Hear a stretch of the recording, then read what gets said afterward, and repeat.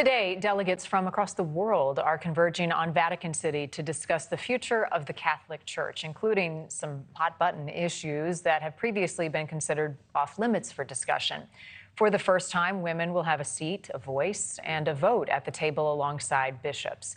Issues under discussion: Presley's celibacy, married priests, the blessing of same-sex couples, and the ordination of female deacons. Some conservatives have expressed concern over the nature of the assembly known as Synod, fearing potential changes in Catholic doctrine. Here to talk more about it, Professor of Religious Studies at the University of Dayton, Dennis Doyle. Sir, thank you for your time.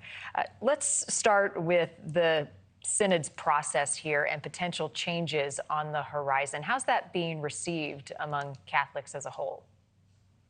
Well, in the United States, there's a big culture war going on in the society, and the Catholic Church is not immune from that.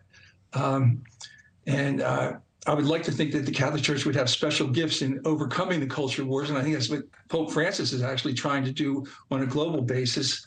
But it's being received in a mixed way. I think most people are pretty happy about it and saying it's about time. But there's a strong group of people who, most of whom I respect a lot, are very intelligent and who have a lot of knowledge about history and tradition and theology and so on, who are really nervous about it.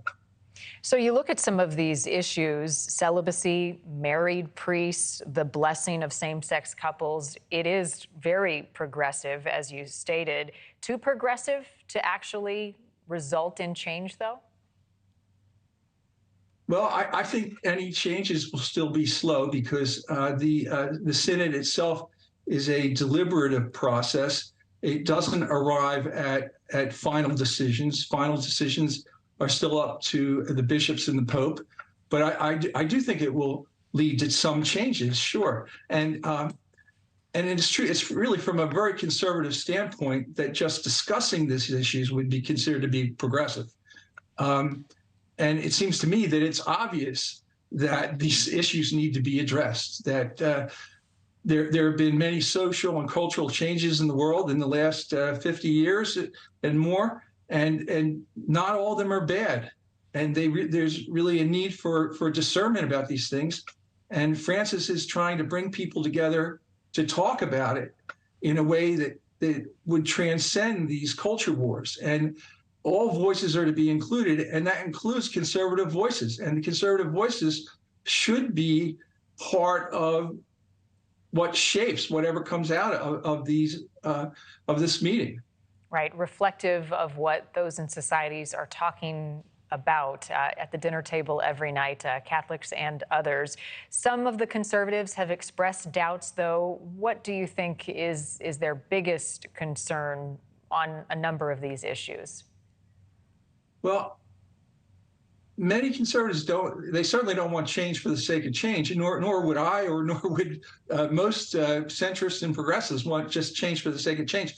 But they're worried that things that have been taught as Catholic truth, that the message is going to go out that, well, that's not what we're teaching anymore.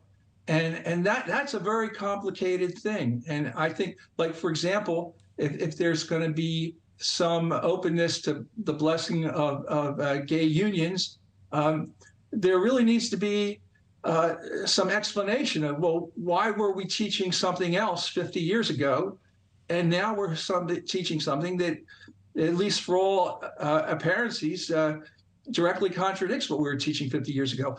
I think that there are explanations for that, but that it's not obvious to everyone, especially those who have a bias toward thinking that, look, this is what we said, this is the Catholic truth, this is eternal truth. And, Pope Francis says, well, truth is really important, and so is love and charity and openness and inclusion. Thank you for watching. Go to newsnationnow.com to find NewsNation on your television provider. And don't forget to click the red subscribe button below to get more of NewsNation's fact-driven, unbiased coverage.